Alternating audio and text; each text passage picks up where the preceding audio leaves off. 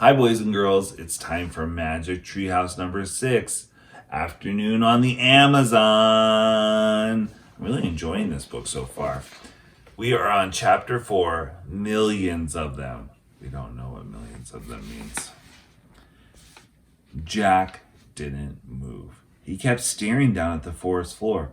"What's wrong?" Annie called from above. Jack didn't answer. "You don't see any giant spiders, do you?" Annie said. "Well, no." Jack took a deep breath. "We have to keep going," he thought. "We have to find the special thing for Morgan." "No spiders, nothing scary," Jack called, and he started down the ladder. Jack and Annie climbed down through the understory. Finally, they stepped onto the forest floor.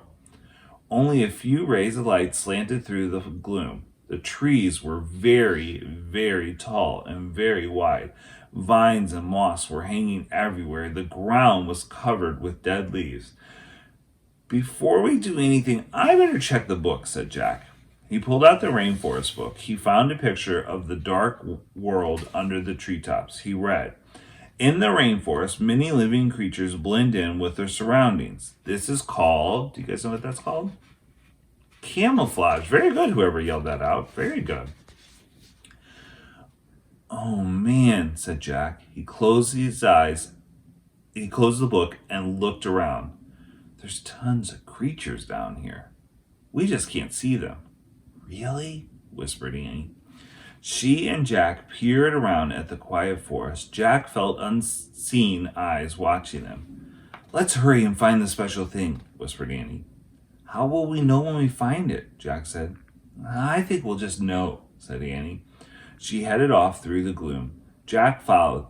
They crept between the huge trees and past hanging vines. Annie stopped.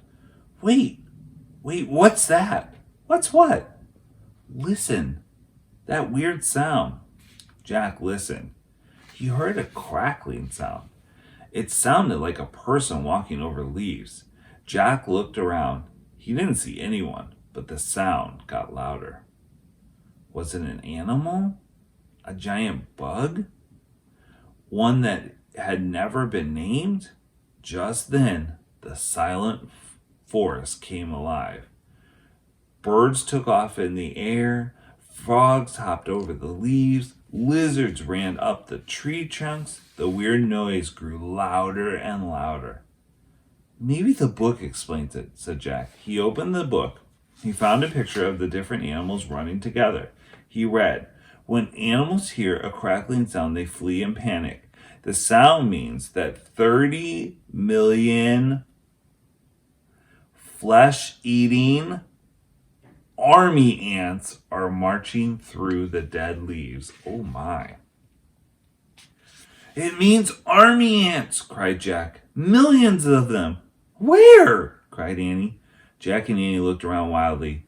"There!" Annie pointed. Look at everybody fleeing. Fleeing means to run away. Get out of town.